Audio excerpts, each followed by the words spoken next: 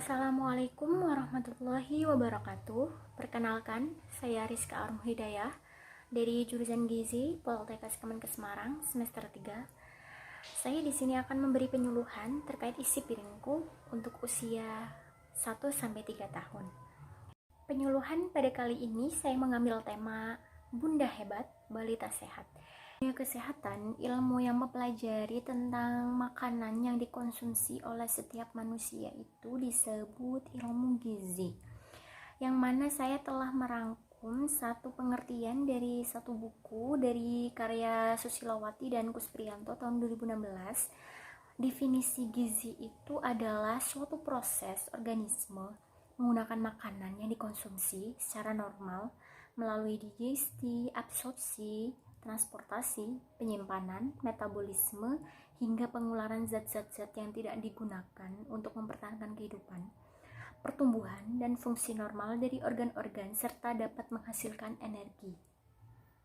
Dimaksud dari pengertian di atas yakni gizi merupakan ilmu yang mempelajari tentang serangkaian makanan yang masuk ke dalam tubuh, yang mana di dalamnya mempelajari tentang bagaimana cara penyerapannya, bagaimana pengeluarannya, dan bagaimana manfaatnya jika tersimpan dalam tubuh kita. Untuk selanjutnya saya akan dari bunda, yakni sangat dipentingkan di era milenial sekarang ini, yang mana tentunya jika bunda hebat yang memiliki ilmu atau pengetahuan yang cukup akan gizi, tentunya akan memberikan gizi seimbang atau gizi yang sesuai tahapan usia kembang balitanya atau usia kembang anaknya, tumbuh kembang anaknya. Saya di sini memiliki atau telah merangkum beberapa poin pentingnya gizi seimbang yang perlu ditanamkan untuk anak-anak. Yang pertama, poin penting gizi seimbang yakni si bunda harus menanamkan kebiasaan makan yang baik dan benar kepada si balita. Menanamkan kebiasaan tentunya bukan hal yang mudah, namun jika si ibunda dan orang tua, si ayah memiliki kerjasama yang baik di antara keduanya, pastilah akan menciptakan suasana makan yang baik, suasana makan yang menyenangkan, sehingga si balita memiliki ketertarikan lebih ketika makan dan merasa senang ketika makan, tidak merasa terpaksa atau yang lainnya. Untuk yang kedua, dapat memberikan gizi yang seimbang sesuai kebutuhan untuk tumbuh kembang si balita secara normal. Pastilah setiap tahapan umur, menu yang disajikan pastilah berbeda, sebab untuk proses pencernaannya setiap tumbuh kembang si anak atau balita pastilah berbeda-beda. Untuk itu, pengetahuan gizi sangatlah penting bagi bunda agar memberikan makanan atau menyajikan makanan sesuai dengan tahapan usia si anak. Untuk yang ketiga, dapat memelihara dan meningkatkan daya tubuh balita terhadap penyakit.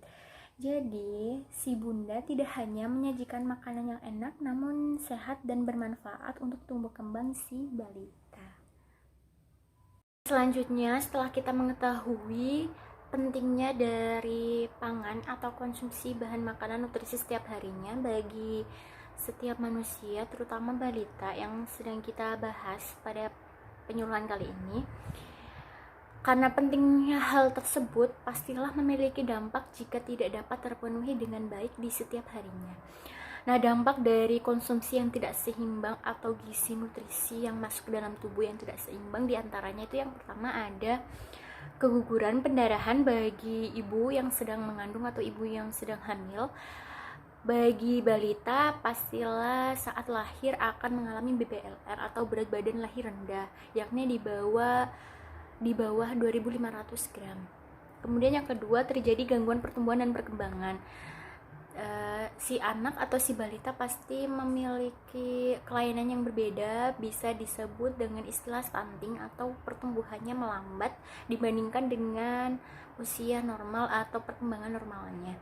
Kemudian yang ketiga, ada prestasi belajar dan olahraga menurun. Dalam hal ini, nutrisi tentunya paling penting saat pagi hari atau sarapan. Jika tidak si anak atau tidak sarapan saat pagi harinya, pastilah akan menurunkan produktivitasnya ketika berpikir atau beraktivitas. Apalagi dalam usia balita, yakni masih dalam 1000 HPK atau hari pertama kehidupan, sangatlah penting ketika sarapan maupun makan siang hingga makan malam, karena aktivitasnya sangat padat dan memerlukan bahan bakar yang lebih untuk dapat membuat tubuhnya lebih berenergi. Kemudian yang keempat, daya tahan tubuh dan produktivitas itu menurun.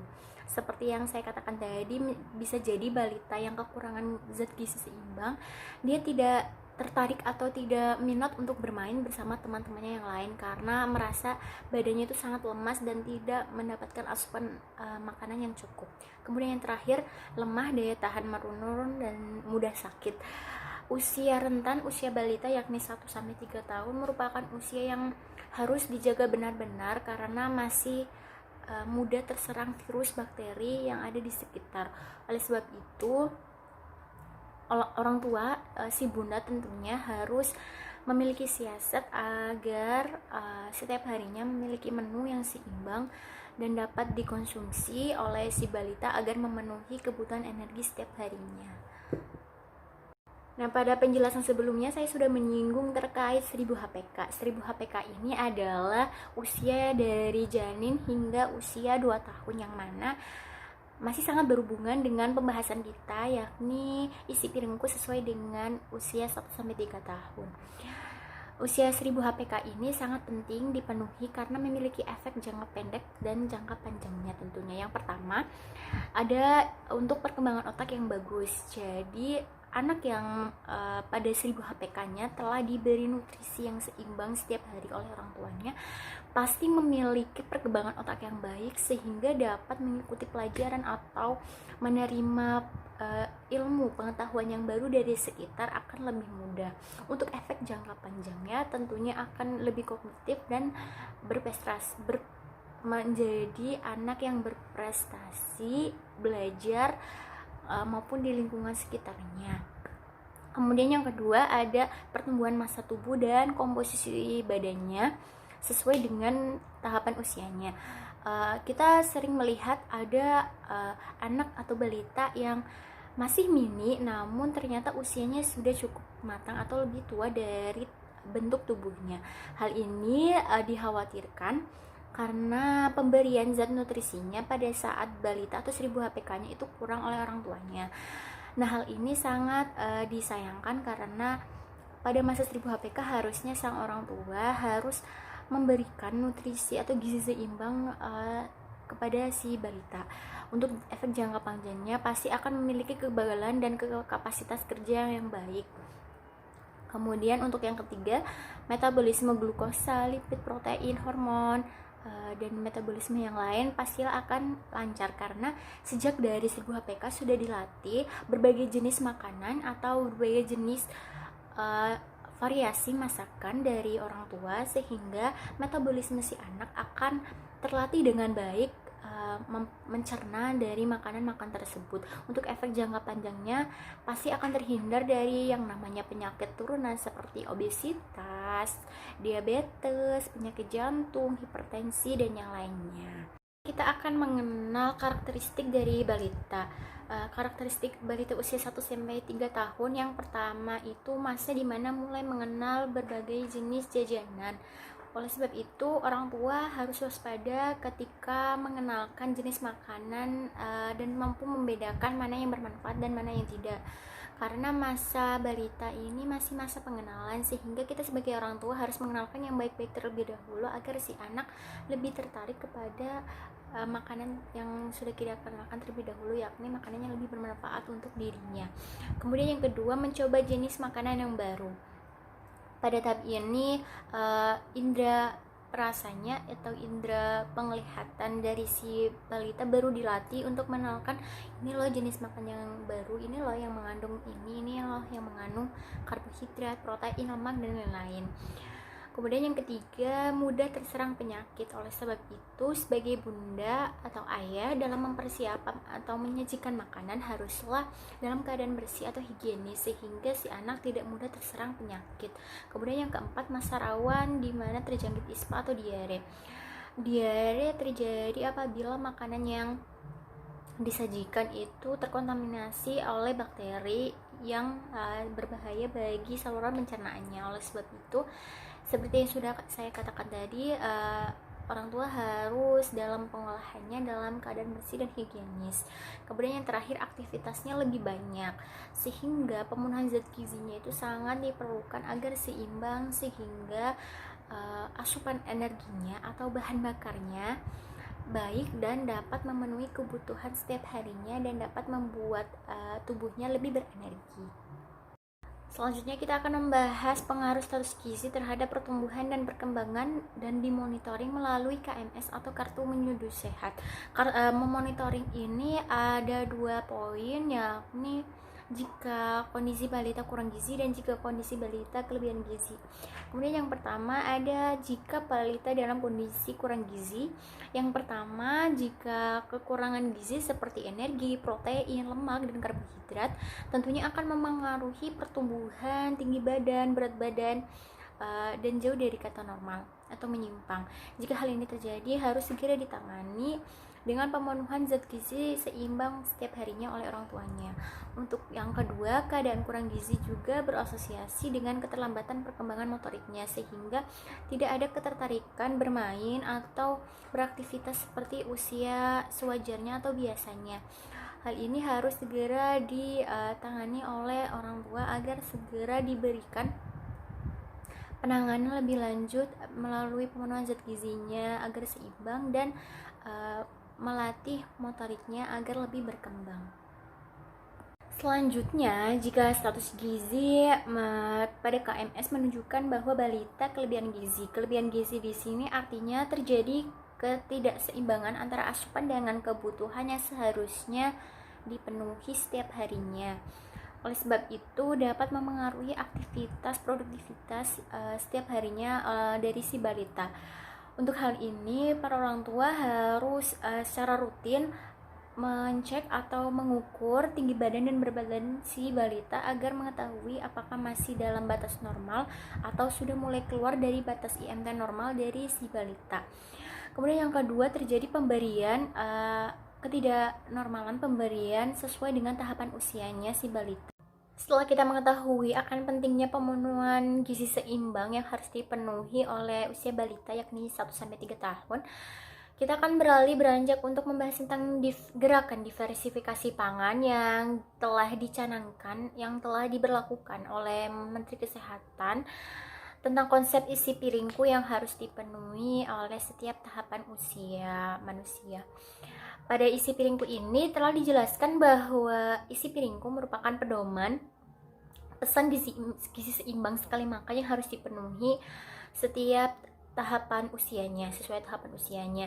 Isi piringku meliputi isi dari bagian piring, maksudnya 2/3 bagian dari piringnya itu berisi makanan pokok. Makanan pokok bisa berupa umbi-umbian, gandum, beras, ketan, dan yang lainnya. Kemudian untuk 2/3 bagiannya sayur-sayuran hijau, bisa berupa sayur kangkung, bayam, wortel, atau yang berwarna yang lainnya. Kemudian 1/3 bagiannya lauk pauk, berupa lauk pauk nabati maupun hewani, harus ada. Kemudian 1/3 bagian terakhirnya berisi buah-buahan, bisa buah nanas, buah naga, dan buah-buahan yang lainnya, dengan memperhatikan keseimbangan gizi dan variasi warna agar si balita tertarik untuk makan. Isi piringku tidak hanya mengatur tentang porsi makanan yang harus dipenuhi dalam satu piring dalam satu sekali makan, namun dalam konsep isi piringku juga mengatur tentang perilaku hidup bersih dan sehat. Di antaranya yang pertama, harus rajin cuci tangan sebelum makan, karena kita tidak pernah tahu kita setelah memegang apa atau melakukan aktivitas apa dan masih tersisa kotoran-kotoran yang tersisa di tangan kalian. Kemudian yang kedua, tentang aktivitas fisik. Melakukan aktivitas fisik minimal 10 menit per harinya agar tubuh terasa lebih bugar. Kemudian yang ketiga, memantau berat badan dengan cara menimbang berat badan secara rutin 1 minggu sekali atau minimal 1 bulan sekali. Kemudian yang keempat, ada minum air putih dengan rajin atau banyak, minimal 8 gelas per harinya. Kemudian yang terakhir, membatasi konsumsi garam, gula. Lihat di layar ada contoh dari menu-menu balita yang bisa disajikan oleh para bunda. Ini Berikut saya beri penjelasan tentang hal-hal yang harus dicermati orang tua dalam memilih makanan atau menyajikan makanan. Yang pertama, pilih makanan yang seimbang, baik untuk kebutuhan balita, seimbang nutrisi dan nilai gizinya. Jadi tidak hanya asal pilih seperti produk-produk instan yang banyak tinggi natrium dan tinggi lemaknya. Kemudian yang kedua, menyajikan makanan dalam bentuk yang sesuai dengan kematangan usia si balita. Seperti yang saya jelaskan tadi, sajikanlah atau siapkanlah makanan yang berbagai varian warnanya seperti sayuran. Berikan tidak hanya satu jenis warna sayuran sehingga si anak tertarik untuk makan. Seperti variasi warna, variasi bentuk sangat diperlukan sehingga si anak merasa senang ketika makan dan memperhatikan warna-warna dari makanan yang akan dikonsumsinya. Kemudian yang ketiga, siapkan makanan sesuai piramida makanan yang baik dan menyehatkan bagi balita. Nanti saya akan jelaskan piramida yang dimaksud. Kemudian yang keempat, masaklah makanan dan pilih makanan di luar yang tidak mengandung perasap, warna, pengawet buatan, dan berbahaya bagi tubuh. Boleh sesekali untuk jajan di luar untuk makanan produk instan, namun dianjurkan dibatasi, mungkin sebulan sekali atau 2 minggu sekali. Berikut referensi-referensi yang telah saya gunakan sebagai bahan untuk materi penyuluhan pada kali ini. Ya, untuk selanjutnya mungkin sudah cukup untuk materi penyuluhan isi piringku untuk usia 1-3 tahun ya para bunda. Saya ucapkan terima kasih atas perhatiannya. Semoga bermanfaat bagi bunda-bunda sekalian atau para orang tua sekalian. Saya memohon maaf apabila terdapat banyak kesalahan kata atau salah penyampaian materi perilaku. Mohon maaf saya yang sebesar-besarnya. Saya undur diri, mohon pamit. Wassalamualaikum warahmatullahi wabarakatuh. Salam sehat.